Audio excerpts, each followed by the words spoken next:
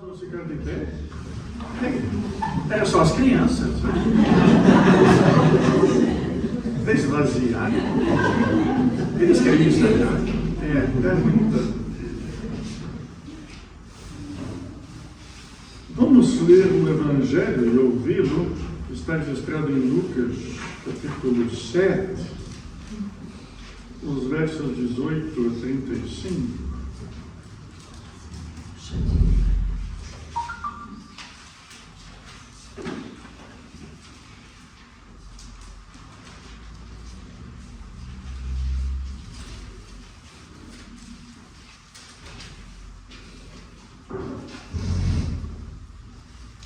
Página 1480, quando lemos assim: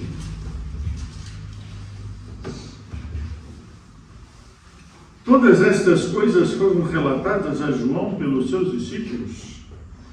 E João, chamando dois deles, enviou-os ao Senhor para perguntar: você é aquele que estava para vir ou devemos esperar outro? Quando os homens chegaram a Jesus, disseram: João Batista nos enviou para perguntar: o Senhor é aquele que estava para vir ou devemos esperar outro?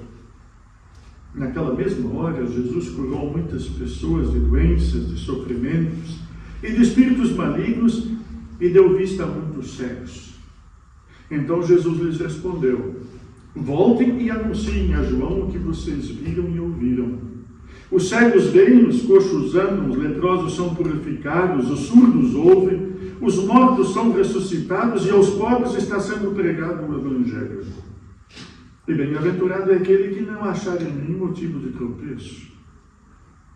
Quando os mensageiros de João se retiraram, Jesus começou a dizer ao povo a respeito de João: o que vocês foram ver no deserto? Um caniço agitado pelo vento? O que vocês foram ver? Um homem vestido de roupas finas? Os que se vestem bem e vivem no luxo moram nos palácios reais. Sim, o que foram ver? Um profeta? Sim, eu lhes digo, e muito mais do que um profeta.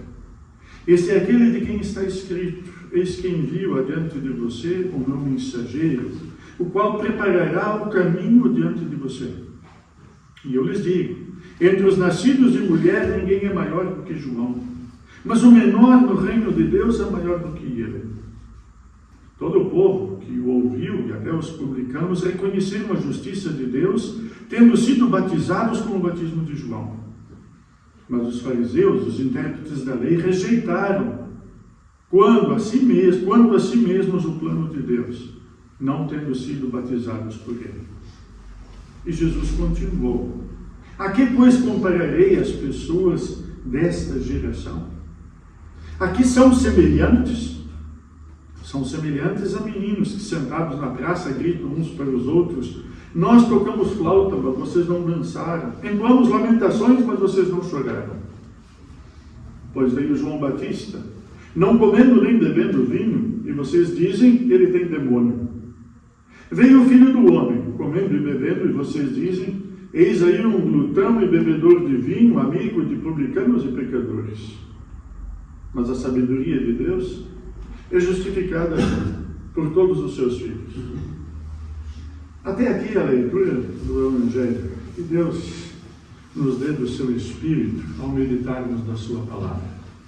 Podem sentar. Em Cristo Jesus, estimados, o texto é forte. Porque, sabe, João está preso. João Batista está preso. E vejam, antes disso, houve algo nesse capítulo que não é lido no texto do sermão de hoje. É que, antes disso, Jesus cura o servo de um centurião. E é curioso, sabe, no centurião, o nome quer dizer, centurião era alguém do exército que tinha 100 homens, um pelotão de 100 homens a seu comando. E este centurião vai a Jesus para pedir que Jesus cure um servo dele, uma pessoa da casa que ele estimava muito. Mas a questão é a seguinte: ele quer que Jesus cure, e na verdade Jesus não vai à casa dele. E então ele diz: mas manda com uma palavra. Sabe, eu tenho 100 homens a meu comando. Eu mando que eles vão. Manda tu com uma palavra. E Jesus disse, vai, a tua fé curou o teu amigo. Ele mandou e foi curado. E depois Jesus encontra um funeral. A viúva de Naim, a viúva com filho único, leva o seu filho ao cemitério. Morreu. Portanto, era trágica a situação da viúva. E Jesus manda parar o enterro, manda parar o funeral, aquele cortejo, e ressuscita o filho da viúva de Naim. João ouviu isso no cárcere. E agora é uma pergunta curiosa, o que aconteceu a João Batista? Veja, de repente ele, tendo ouvido estas coisas, chamou 2 dos seus discípulos e disse-lhes, ide a Jesus para perguntar se é este ou devemos esperar outro. Vocês conhecem a dúvida? Conhecem isso? Vocês já tiveram dúvidas? E quando temos dúvidas, sabe que uma das questões que nós colocamos fácil na vida é que quando temos dúvidas, o problema está no outro, não? Não é? Temos dúvidas e onde é que está o problema? Está no outro. Ele me deixou em dúvidas. Ele não me esclareceu, ele não deixa. E sabe que a dúvida é um problema nosso. É que nós não estamos habituados às certezas. Nós não estamos habituados à verdade. Nós não estamos habituados à clareza e que tudo seja exatamente aquilo que é. João Batista teve dúvidas, e agora eu vejo, por que será que ele teve dúvidas? Sabe, ele veio pregar a palavra de Deus, e agora ele está preso. Não é suposto, pois não. Ele veio ao mundo como um profeta para anunciar a vinda do Salvador, mas agora ele está preso. Ele não pensava isso. Ele nunca imaginou que ele seria preso. E agora na cadeia ele só ouve falar. E depois há uma outra questão. Ele anunciou o Messias que vinha e que ia cortar o mal pela raiz. Ele chamou aquela malta de raça de víboras. E agora ele vê o que Jesus está a fazer. Não é propriamente o que ele queria ver. Ele também queria ver como Jonas, o circo pegar fogo. Eu anunciei a destruição. Agora vamos ver o que Deus vai fazer. Ele não vai destruir. João Batista está a olhar que Jesus não veio fazer exatamente o que ele pensou. E ele ouve Jesus fazendo curas, Jesus anunciando a palavra. E ele tem dúvidas. E ele pergunta, és tu o que estavas para vir ou devemos esperar outro? Sabe, nós estamos a celebrar o Natal, nós somos cristãos, a partida, mas às vezes não parece que o nosso Deus devia ser outro. Não parece. Pelo menos devia fazer o que nós queremos, não? Pelo menos isso. E também devia ser outro para consertar esse mundo. Curioso como Jesus responde. Ou melhor, Jesus não responde. E sabe, Jesus é uma figura. Quando olhamos para o texto, é uma figura. É que os discípulos de João querem saber, Jesus, é aquele que estava para vir ou devemos esperar outro? E olha o que Jesus faz. Na mesma hora, Jesus curou muitas pessoas de doenças, de sofrimentos, de espíritos malignos, deu vista a muitos cegos. E então disse a ele, agora digam isso a João Batista. É que o que Jesus faz diz muito mais dele do que aquilo que Jesus diz. E a obra de Jesus está realizada. O que Jesus fez é muito mais forte do que ele disse. Ele curou cegos, leprosos, aleijados, paralíticos, mudos, surdos, ressuscitou mortos. A obra dele está aqui. esta fala. Se vocês têm dúvidas, é isso. E se vocês querem saber por que a maldade está no mundo, por que nós sofremos a maldade, é por causa do nosso pecado. Mas isso ele também sofreu. Portanto, ele conhece. Não vale a pena discutir com ele, porque isso ele conhece. Ele conhece exatamente esse mundo. E, portanto, temos dúvidas, mas a dúvida é nossa. E agora eu vejo, era bom que nós, vendo a obra do que Jesus faz, e vendo o que diz, também a nós, eu não sou nem o João Batista, nem aqueles que João Batista enviou. Mas eu estou aqui para vos dizer, olha, foi isso que ele fez. É isso que a palavra de Deus diz. Foi isso.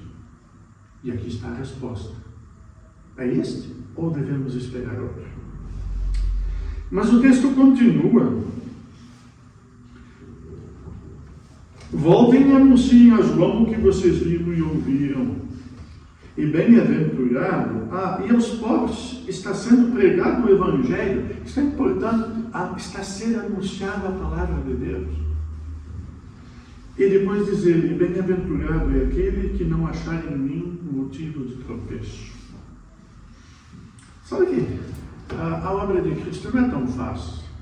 Ler a Bíblia e ler as coisas de Deus não é tão fácil porque há algumas dificuldades que nós temos em ver o que Jesus faz. Os fariseus não eram maus, eles não conseguiam compreender, eles confiavam muito neles. E o que acontecia é que viam em Jesus uma pedra de tropeço. Porque eles criaram tantas coisas, tantas tradições, tantas coisas externas para chegar a Deus, que quando alguém fazia uma coisa diferente, isto era uma pedra de tropeço.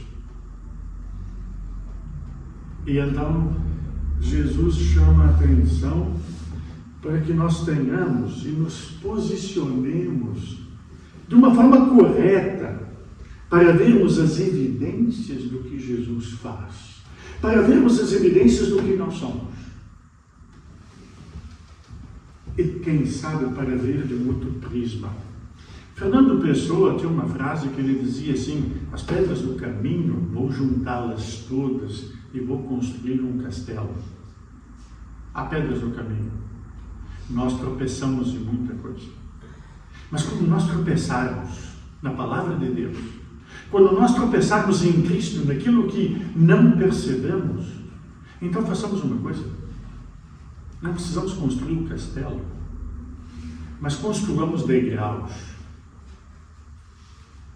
Ao invés de tropeçar e usar a pedra que tropeçar, suba nela. Quem sabe vai ver diferente. Quem sabe vai ver num outro prisma. Quem sabe vai ver uma coisa mais elevada. Portanto, não tropeçar em Cristo, mas fazer de Cristo degrau para conhecermos aquilo que nos importa para a salvação. Quando os mensageiros de João saíram, Jesus começa a falar de João. E é curioso, Jesus não diz em nenhum momento, nenhuma palavra de repreensão a João pela sua dúvida. Os discípulos de João saem e nas costas de João, pelas costas, Jesus fala bem dele. É bom? É curioso, não? Jesus fala bem pelas costas. E fala aos que lá estão quem é João. E pergunta assim: o que vocês foram ver no deserto? Um homem vestido de roupas finas? Os que vestem roupas finas estão nos palácios. Os que vestem roupas finas também não estão na igreja. Os que vestem roupas finas não estão no templo. Os que vestem roupas finas estão nos lugares ricos. Sim, o que vocês foram ver? Um profeta? E Jesus diz: muito mais do que um profeta. E diz ainda assim: eis que ele é do nascido de mulher o maior. E depois diz uma coisa contraditória: mas o menor no reino de Deus é maior do que ele. Quem tem Cristo é grande. A grandeza do ser humano é essa. A grandeza é ter Jesus. Sabe que alguém disse, eu já tenho dito talvez algumas vezes, sabe a medida de um homem? Um homem está grande quando está de joelhos diante de Deus. É que ele está grande. O homem é grande quando tem Deus como ele. E é isso que Jesus trata. E todo o povo que ouvia, também os publicanos, reconheceram o que Jesus dizia. Mas é depois que Jesus diz assim: ao que é que eu vou comparar esta geração? Ao que são semelhantes as pessoas desta geração. Nós olhamos a história bíblica e vemos que geração foi aquela. Jesus estava lá no meio de umas questões difíceis economicamente, politicamente, o povo de Israel dominado pelos romanos. Portanto, era este o tempo de Jesus. E uma geração descrente. É curioso, nós achamos que a descrença é coisa de hoje. Jesus não foi aceito. Jesus não foi aceito pelo templo. Jesus não foi aceito pelas autoridades. Jesus não foi aceito pelo povo de Israel em geral. Houve momentos, mas ele teve 12 discípulos. E isto já identifica. E agora a pergunta é: a que compararia esta geração? Se ele falasse da nossa, a que ele compararia a nossa geração? O nosso tempo seria comparado ao quê? Onde é que está o lugar de Deus no nosso tempo? Aonde ele está? E então, ele fala dos meninos: tocamos flauta, mas vocês não dançaram, tomamos lamentações, mas vocês não choraram. Sabe que às vezes eu fico a pensar que, eu não sei o que vocês pensam do que ouvem, mas às vezes eu fico a pensar que nós temos meninos nos governos. A questão do mundo é trágica. Pessoas morrem todos os dias de fome, na guerra. E de repente ouvimos as notícias, ouvimos pessoas a darem condecorações, ouvimos festas, e a guerra continua. E então ficamos a pensar: mas é para levar a sério, é? Sério? Portanto, que mundo é esse? E parece às vezes que nós temos nações que simplesmente não estão ligadas naquilo que se passa e naquilo que é importante. Mas cuidado, para nós pode acontecer o mesmo. Sabe, nós estamos a celebrar o Natal. Estamos mesmo a nos preparar o Natal. Sabe o que se passa agora nos municípios? Os municípios estão a enfeitar as cidades. Isto é, as câmaras fazem. Cada vez menos há presentes. Se usar. E sabem por quê? Porque a Câmara Municipal é um órgão público. E um órgão público é laico. E sendo laico, tem que evitar motivos religiosos. Vocês querem palhaçada maior que esta? São crianças. Diga uma coisa: o Natal é que festa? Se puser um enfeite de Natal, está fazendo uma festa religiosa. Estupidez. Mas não pode pôr o presépio, porque senão certos partidos vão dizer: isso está a se meter, não pode, e já vai para a Assembleia da República fazer furor. É que o Natal é o que é. Não é hipocrisia. Que geração é essa? Então não esqueçam, os filhos lá em casa, não é preciso ter Pai Natal. Não é preciso ter lá a popota.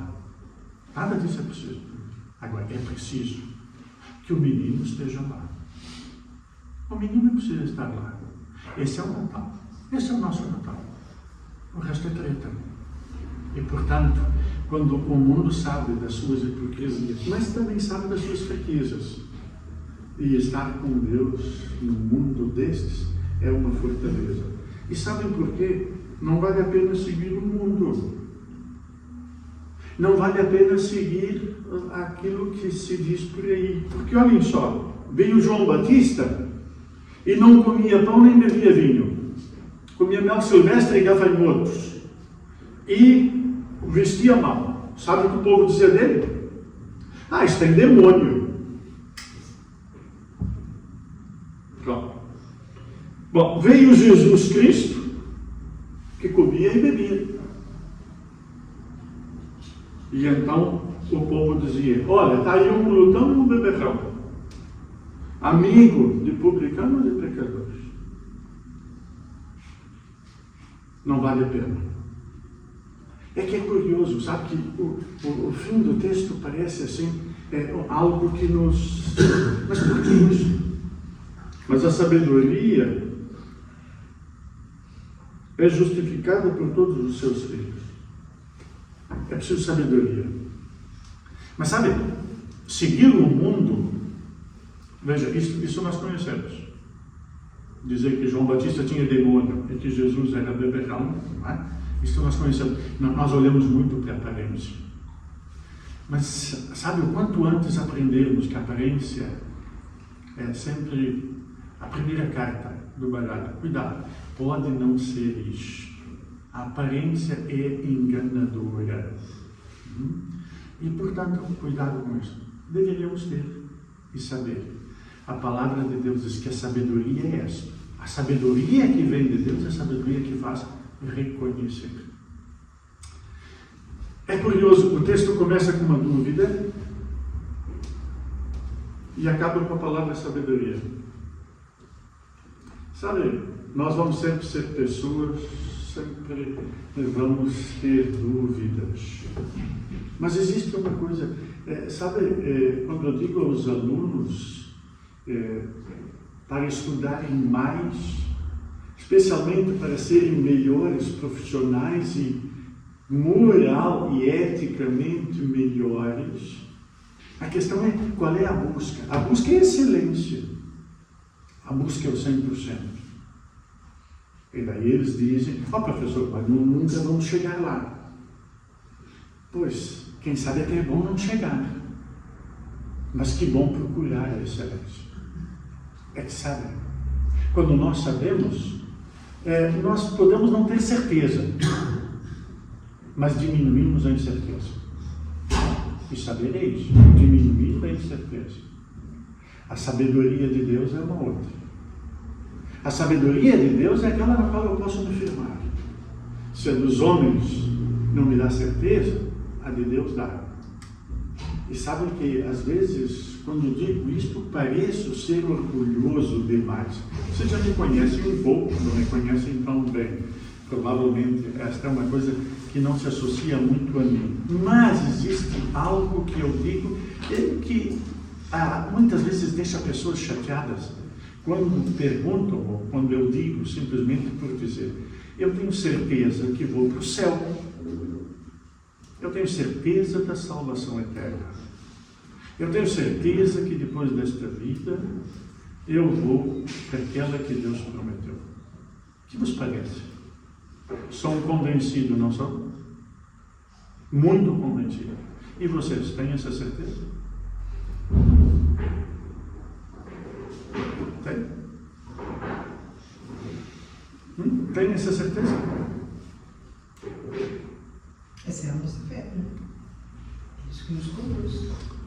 É que, sabe, a certeza, essa certeza que eu vos falei, não está fundamentada em mim. Aquela outra que nos deixa incertos, essa está fundamentada em nós. Esta do que eu vos falo, esta fé em Jesus Cristo, não está fundamentada em mim. Eu não creio em mim. Se eu tivesse fé em mim, eu não dizia para vocês que eu tenho certeza da vida eterna. Porque, não sei se vocês acreditam, eu sei que isso é quase inacreditável. Lá em casa eles têm dificuldade em acreditar isso, que eu também sou pecador, que eu sou falho. Eu também sou completamente pecador. Também preciso da graça de Deus. E por isso, a certeza não está em mim. E é por isso que eu posso ter certeza. Fora de mim posso ter. E esta é a sabedoria. Aquela dúvida de João é respondendo desta última palavra. A sabedoria de Deus qual é? Esta loucura aqui. Porque aprove Deus salvar o mundo pela loucura da fé ao pregar Cristo na cruz. Que escândalo para os judeus! O judeu não pensaria nunca no Messias crucificado. E para os gregos, para quem pensa, é loucura. Mas sabe que eu sou um fã de Deus porque eu acho que Deus tem humor. Eu acho que Deus é um ser espetacular. Ele não está preocupado nem com a nossa sabedoria, nem com a nossa loucura, porque Ele é tremendamente superior a tudo isto. E celebrar o Natal é celebrar isto. Um Deus que envia o seu Filho ao mundo e que por Ele salva o mundo. Esse mundo que nós vemos, mas aí no meio, muitos estão sendo salvos pela pregação do Evangelho, pela pregação deste miúdo que nasceu em Belém e que se tornou o Rei dos Reis, o Salvador do mundo. Que Deus nos dê da sua sabedoria e nos ajude nas nossas dúvidas. Amém. E a paz de Deus, que ultrapassa e excede o nosso humano entendimento, guarda os nossos corações e mentes em Cristo Jesus para a vida eterna.